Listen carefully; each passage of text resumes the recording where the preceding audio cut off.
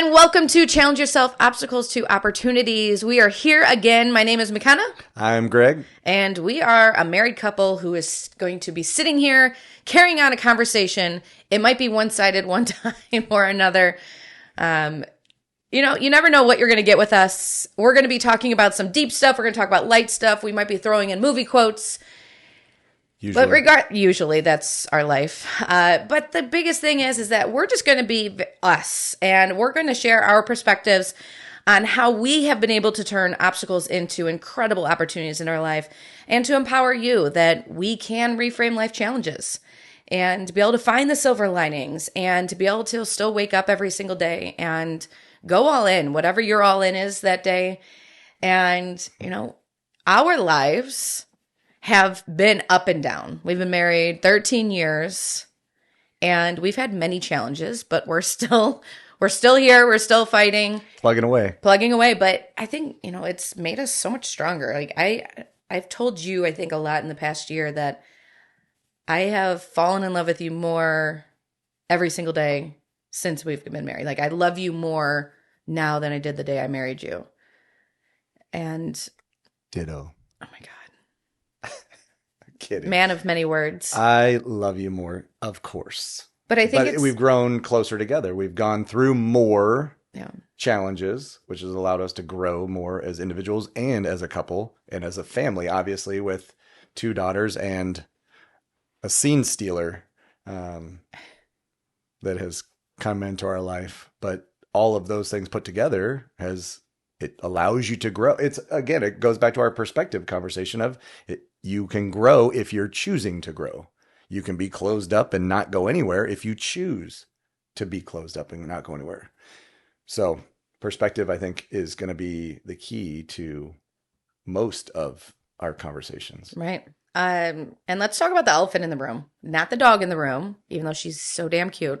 We're going to talk about the elephant in the room, about how my life changed, but it also changed our lives in 2015.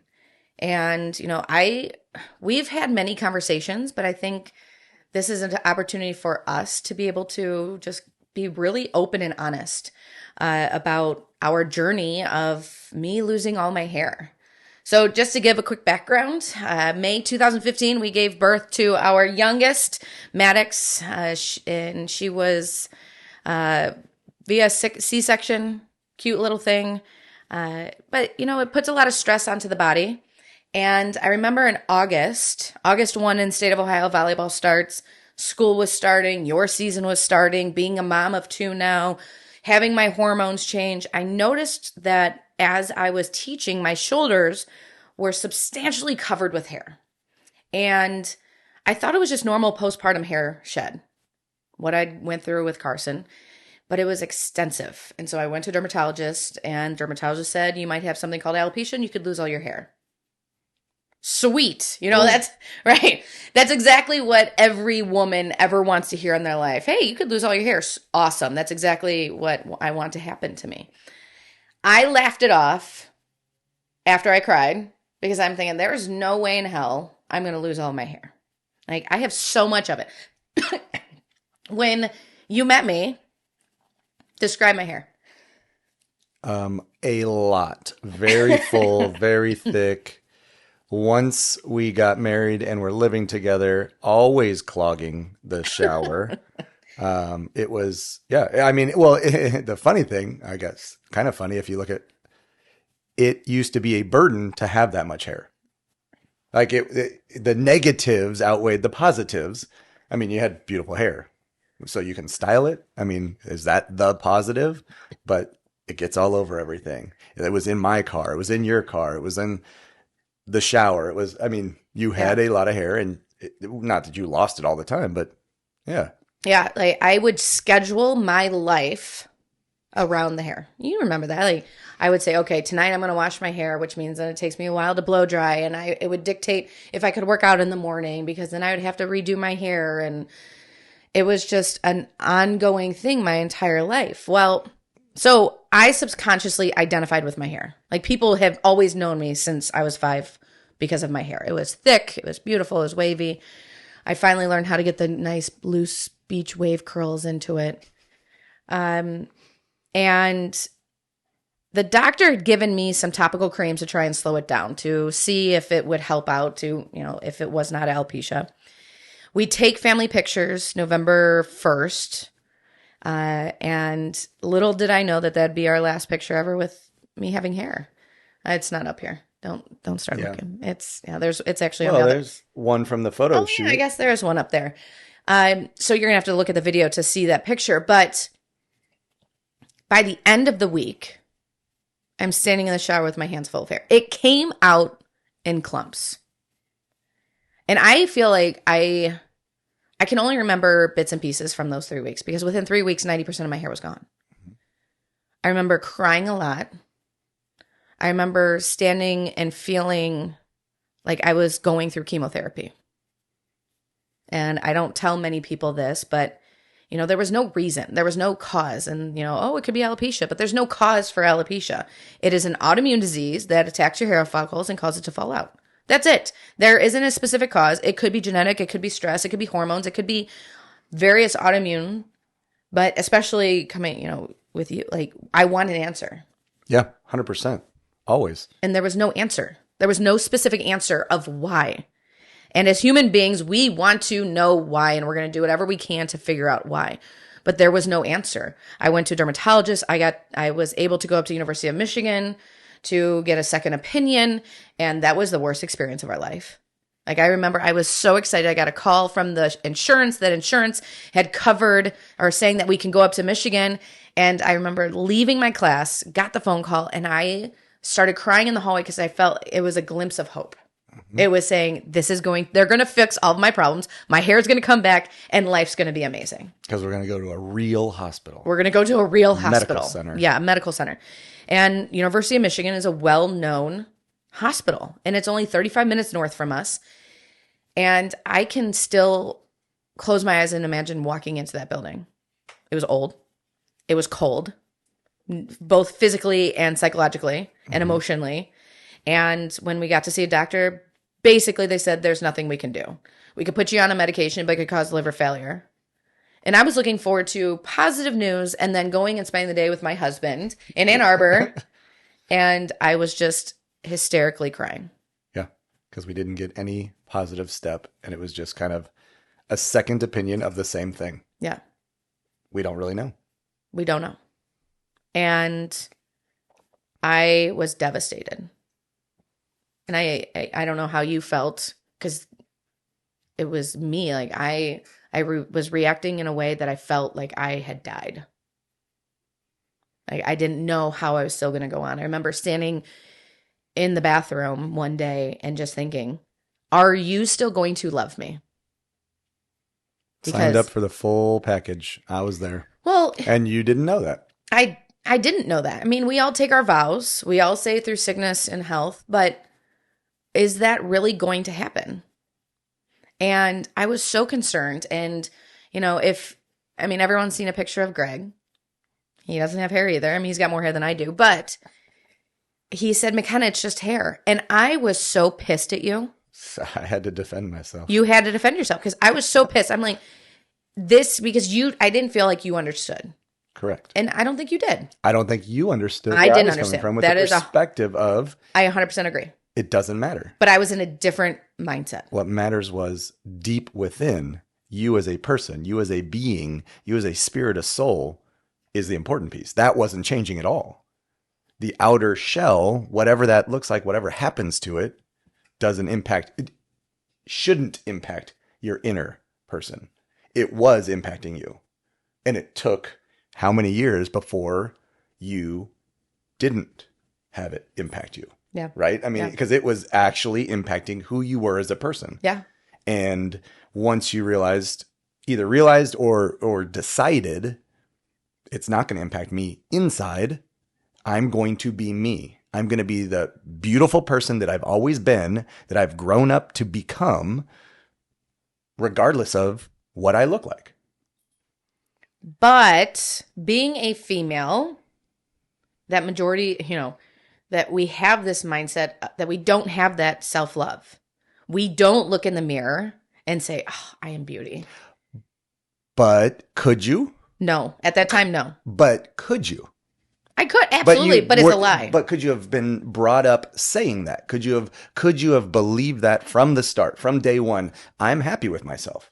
Period. I'm happy with myself. I can't answer that question because I don't know. Well, and that's the thing. Could it be possible? Absolutely. Anything's possible. Right? But, and that's what I hope for our girls. I would go again, the perspective debate. If your perspective is, I'm going to see more of a negative side versus a positive side, an optimist versus a pessimist. I tend to be way more optimistic. I'll see the lighter side of things, sometimes to a fault in your eyes, or oftentimes. But I think that is the biggest thing is to your core, what are you? Is it going to be oh no, it's attacking me? Or is it going to be here's an opportunity. Here's something. Right? Do you see that Kelly just came over to me because she knows I'm being attacked right now? No, she knows you need to comfort a dog and pet a dog. I know. But that's the thing is that I was in such a different mindset. I was at my lowest of my life because I couldn't see that perspective because I didn't have that perspective of optimism that, and I'm going to bring up a very, very touchy subject, but I prayed every night that I would wake up, either my head was full of hair again, or I could be a badass like G.I. Jane and shave my head. Which is a very touchy subject. Obviously, with the Oscars that went on over a year ago, if people asked me or called me G.I. Jane when I was in my dark days, I would have crumbled. Right. And that's what we need to understand is we don't know where people are on their journey. But if people say, you remind me of G.I. Jane right now, I'd be like, let's go. Like, right? You consider it a badass. That's a positive reinforcement. But we have to be able to But you got to that point. I got to that point. You weren't at that point. I was not at that point. And that's where that's what alopecia has done for me. Right. Is that it did define me. I didn't go to, when did you ever see me without a hat on or without something covering my head for the first year? Rarely even. You wouldn't go to bed without a hat on. Correct. Because I was so ashamed of my own appearance and my own reflection that I was ashamed of you looking at me. And it was the same thing, when we would go up to the cottage, my mom would say, McKenna, just take off your hat, like be comfortable. I couldn't because it was my comfort. It was my security blanket. Yep. And I needed it. And I appreciated you guys of allowing me to do my thing. Right. And so I went through every treatment possible. I, met up with my mom, messaged her former student, Dr. Sarah Stearman, who said, I want to help her. I want to exhaust every possibility to see if I can help her. And she and her husband became a light in my life through Dermatology Associates. And we did. We exhausted every possibility. Now, nothing worked. And I went to extreme of taking weekly steroid injections into my scalp for 6 months. But I was so desperate that I went to hell and back to do it. And then finally I said, okay, I'm done. Right. I'm done. Like I have to give my body a break. And that's when I realized that alopecia was defining me and I wasn't defining it. And so I think that transition of deciding to stop and just focus on me living with alopecia started to help me to move it from an obstacle to an opportunity. Correct. It was a huge challenge. You continued challenging it with, I'm going to fight it, I'm going to fight it, I'm going to fight it, I'm going to try all these different treatments. And those treatments were not easy by any stretch. So the injection thing, mentally that it puts you in an even darker spot. Probably not, but the pain-wise, it was... No, it did because it was steroids, which was adding weight to my body, which means I am gaining 20 pounds. I'm battling and dealing with depression. The insurance is not covering possible medications that could help. That's in clinical trials. Right. And it was more of a mental thing than a physical. But the problem is that insurance was just seeing as cosmetic. And it's more than cosmetic. It is a psychological and mental toll on people's lives. Right. Because it's different from society. And so what I've learned is that alopecia gave me my purpose. But it took me so long. And I think I told you this. I hope I've told you this, but I've talked about it a lot on different interviews. But it wasn't until probably a year ago that I looked in the mirror and I said, my husband loves me for me. So when I wanted to punch you in the face, I apologize immediately. I realized that you really do love me. But the problem was I didn't love myself. I didn't love my reflection. That it took me 40 years and losing every hair on my body to discover that self-love and to understand that my husband really does love me unconditionally. I mean, he hasn't left me yet, but we're women. We think about these stupid things, but you really do love me. Yeah. I'm blessed. I know.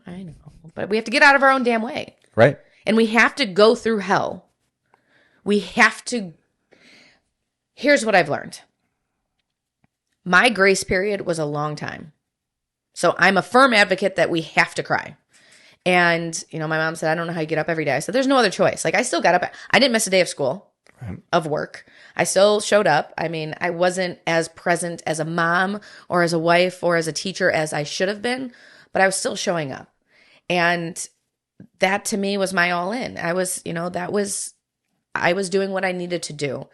And it took me 4 years. I wore wigs and hats. I just wanted to blend in. I didn't want people staring at me. I just wanted to be able to go to the grocery store and not be asked if I'm going through treatment. Well, and you wanted to be someone else. You wanted to be everyone else. Yeah. You wanted to be one of the masses. Yes. Instead of being McKenna. Yeah. Who you are becoming or who you became, who you were in the process of becoming, regardless of what it looks like. So people can identify you. Now, people can identify you. Oh, trust me. But I mean, people who knew you could identify you before, but now people who don't know you can identify you. Yeah. And you're okay with that. I'm not just okay with it. I am fantastic with it. Right? I mean, you're rocking it. You're this, you're that. You're beautiful. How many compliments do you get? Yeah. Now it's like, wow, thanks. Yeah. I could have given you those compliments before and I did, and you didn't hear them. You're my husband. I don't listen. Right? You don't listen to me. I don't listen to you, right? Yeah. What? Exactly. Do you understand the words that are coming out of my mouth? But the problem is that I'd be at the grocery store and the amount of people that would come up to me and say, are you going through treatment? And I felt so attacked. I felt so embarrassed. But what I realized is that the people that were coming up to me were primarily women or husbands of women who have gone through, have beaten, or are going through breast cancer. And it is those women, those people that allow me to stand here or sit here so damn proud because they empowered me that if they can fight the good fight and they're badass, so can I. Yeah. Well, and it brings your badass from your core outward. Yeah. Been saying that for a while. I know. But the thing is, we have to go through that grace period. And the quicker we can go through that grace period, when we understand that we're weak, that is when we're truly our strongest. Right. I'm a firm believer in that it's okay to cry. It's okay to not be okay. And I was not okay for a couple years. And then I started to just have fun with the wigs. And I so badly wanted just to walk out in public without a wig. But I was so scared of what other people thought. And this is a conversation we're having with our daughters all the time. Yeah. Stop worrying what other people thought. And so there's two things that happened for me. One, we were at some sort of function. We get into the car with the family. I rip my wig off because if you've ever worn a wig, even if it was for Halloween, they're so uncomfortable. They're itchy. You've done it for Halloween. We may or may not have gone as Dog the Bounty Hunter and his wife for our first Halloween ever together. And Greg had the best mullet ever. But anyways, it was a good costume. Very good. We got to bust that picture out. But Maddox, our youngest, was 3 years old. And she said, Mom, I can't wait to be an adult and take my hair off too. It took my breath away. Change your perspective. Immediately. Like my 3-year-old sees this as the coolest thing that when she gets to become an adult, she gets to take her hair off too at any time. And she can change it any colors. And I'm thinking that's how she sees it. And I see it as a way of me to hide. Yeah. And what am I teaching my daughters? I'm showing them resilience by still showing up. But am I showing them how to accept their adversity and diversity that they're seeing in the world around them and how we support it and how we love one another and how we love ourselves? Regardless of appearance. And I wanted to start the school year off bald. And I went to my team and I'm like, hey guys, I'm thinking about starting the school year off bald. What do you guys think? They're like, yes, finally. Again, I was in my own damn way. I wasn't worried what other people thought. I was worried about me. And so when I kept getting that reinforcement by others of understanding that we just have to be us, be you. But I wouldn't have been able to do it. And then I started the year off bald. And I have never looked back. And I don't even like going out in public now with a hat on. Because I feel like I'm hiding. And I don't want to hide. Because this is me. And I love me. People ask if you could get anything back, would you want your hair back? I said, hell no. Now, maybe my eyelashes and nose hairs. Right. Functional hairs. Functional, just those. That's it. I don't need leg hairs, armpit hairs, and nothing. I just want nose hairs back. That's number one, then eyelashes. But this alopecia has shown me my life. It has allowed me to learn what empathy is, to be able to feel the energy of others, and that my story is visible, and to understand that everyone has a story. Everyone is going through something. You just get to hide it. Right. You get to walk around with a smile on your face, and I get to walk around with a smile on my face and walk confidently to show other people and empower other people that if I'm standing tall, so can they. Yep. It's a powerful message too, and you deliver it really well. I appreciate that. And that's empowered me to leave the classroom and make that transition. My life is better because of alopecia. And so when we find the silver linings, when I realize, oh, I don't have to shave anymore, hell yeah, let's go. Like, you don't have to plan your shampoo schedule. Correct. Drying schedule. Oh, don't have to worry about humidity and my hair and it frizzing out and throwing out or the rain. Like, shoot. We used to have to worry about cutting your hair. What are we using, a 1? It's a mess. It's a mess all the time. It is. Like, some people are like, wow, Greg's hair is getting really long. And it's about like 5 centimeters long. And we're like, oh my God. Yeah, we're finding do something with that. And being. Oh my gosh. Maddox will always say, Mom, you got peach fuzz. And I'll play with it. Or I feel like wind through a hair on my leg. And I'm like, ooh, that feels nice. Like, I'm keeping that bad boy. Do you know where I have hair right now? That was a really awkward question. On my upper lip. Come on. If you're going to grow hair back, you might as well have might a as well get a mustachio. stash. A mustachio question. Good Lord. Okay, we're starting to lose it. It is almost November. Oh, God. Please, November? No, we're not doing the No Shave November in this household. He came back from, what, Ukraine? Well, you went on an athletes in Action tour. Russia, and didn't Ukraine, shave for like 3 weeks. Back when we could cross the borders over there. Yeah. And Russia, and ago. it was not a sight. I said walk straight to the bathroom and shave right now. But you love me for me. I do. But shave. Anyways, I want to leave with this. What is the biggest takeaway that you've had in our journey of alopecia over the past 8 years? I mean, the change of purpose, seeing the challenge as an opportunity to reframe everything, reframe life. It's not just an opportunity. It became life, both living with it and then using it as a message to educate others, to bring awareness for the whole thing. Like, it became all of our fundraising activities. It became a reason for so much, but namely it became you. Yeah. Like, you have alopecia, period. You don't recover from having it's a condition that's just there. But now it's not, I'm trying to hide the fact that I have alopecia. That is the number one thing that, has blown me away, is your perspective on alopecia. From, woe is me, oh my gosh, what am I going to do to correct this? To now, yeah, I can tell you all about it. What do you need to know? Yeah. What do you want to know? Oh, you're going through it? This is awesome. Well, what are you doing with it? What's right for you? Because everyone's different. Well, you just met a girl, a week ago, who has it and is going through different treatments. And you've done that journey. It's not for you. Yep. But if it's for them, great. That's their journey. Everyone's got a different path. And I think one of the biggest things that I've learned is that you can't compare your journey. No. You cannot compare your journey. People come and say, oh, McKenna, I wish I was as strong as you. You don't know the hell I've been through. And that's why I am as vulnerable as possible about my journey, because we cannot compare our mountains. The mountain that I've been given, I freaking love my mountain, and that everyone's mountain is going to be different. Some days it's going to be easier. Some days it's going to be tougher. But when you compare your mountain to my mountain, then you're never going to climb that mountain. It's a different scenario. Yeah.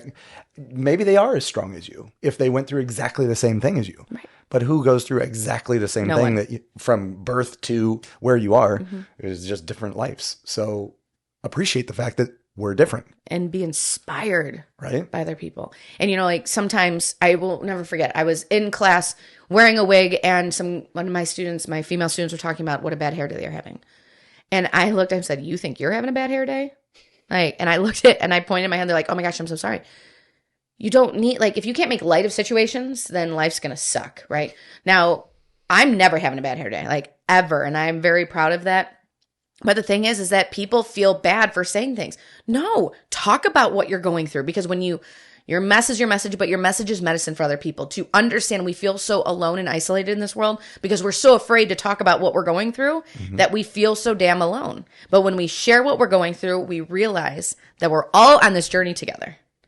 We're all battling something, and it doesn't matter what you're going through. I'm going to be there to support and love you unconditionally. Perfect. Let's leave it there. Yeah. Great talk. I love you. I love you too. Thank you for loving me unconditionally. And make sure you love yourself unconditionally. Go through a grace period. Shorten your grace period just a little bit shorter. Give yourself 24 hours and then wake up and say, I'm going to take on this day. Find the silver linings. Sometimes you have to dig deep because there's always going to be silver lining.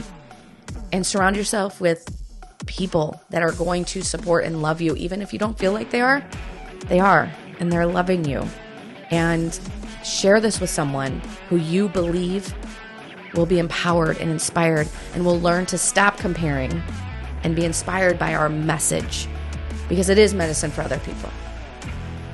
Love yourself, love your reflection, because you are enough. Challenge yourself, obstacles, opportunities. Let's go. Have a great day. Let's go.